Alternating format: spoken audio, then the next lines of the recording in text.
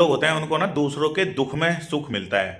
मतलब पड़ोस के बच्चे के कम नंबर आ जाएं, लड़का बेरोजगार बैठा हो, लड़की का डाइवोर्स हो गया हो, बिजनेस में लॉस हो गया हो, या कहीं थाने कचहरी का कोई केस हो गया हो, तो उनको फीलिंग मिलती है। मतलब वो दिखाएंगे ऐसे कि जैसे कंसर्न हो, लेकिन कहीं ना कहीं उनको मजा आता है। तो एक्चुअली बायोलॉजिकली एक ना ये मैकेनिज्म होता है, कोपिंग मैकेनिज्म। तो जैसे मसलन के तौर पे यदि आपके सर में दर्द हो और आप जा रहे हो और आप गिर जाओ और घुटने में चोट लग जाए, तो आप सर दर्द भूल जाते हो, फिर घुटने पे चला जाता है ना फोकस। उसी तरीके से सपोज आप जेब में 400 रुपये लेके घूम रहे थे, जेब कट जाए, तो आप बोलोगे अरे बढ़िया हुआ यार, आज तो 400 ही थे, वरना कल 4000 थे, कल कट जाते तो 4000 का फटका लगता। तो ये नॉर्मल कोऑपरेटिव मैकेनिज्म होता है साइकोलॉजिकली दुख को कम करने का।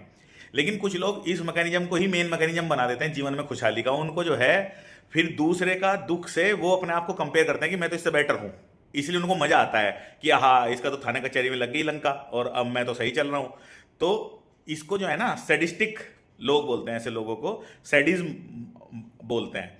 और इसका सबसे बड़ा प्रॉब्लम यह है, यदि आप इन लोगों को एनालाइज करोगे कि ऐसे लोग कौन होते हैं, कहीं ना कहीं इनके जीवन में भयंकर दुख होता है और उस दुख से फाइट करते रहते हैं। इनके पर्सनल जीवन में पता चला या तो ये किसी ऐसी बीमारी से ग्रसित हैं जिसका इलाज नहीं है, कोई क्रोनिक इलनेस चल रही है, या वाकई इनका खुद का दिवाला निकला हुआ है, या खुद के बच्चे सफल नहीं है, कुछ ना कुछ इनके जीवन में पेन है जिसको ये कंटिन्यूसली इस मैकेनिज्म से कम करते रहते हैं।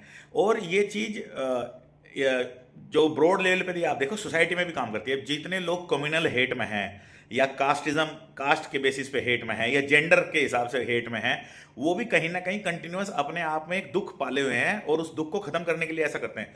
मतलब अब जैसे औरतों को, ठीक है भाई पेट्रियार्की समाज है, पुरुष प्रधान समाज है, लेकिन पुरुष बदल रहा है। अब आज वो पुरुष नहीं है जो 500 साल पहले का पुरुष था।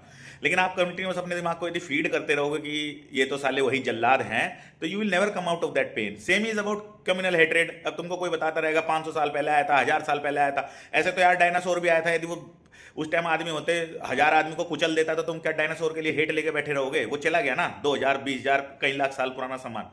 आप अपना ही जीवन खराब कर रहे हो इसमें। बेसिकली आप प्रोग्रेसिव नहीं हो, कंटिन्यूसली आप उस हेट को, उस दुख को होल्ड करके बैठे हुए हो। And it's very difficult to progress with this kind of mentality, और इससे बचना चाहिए।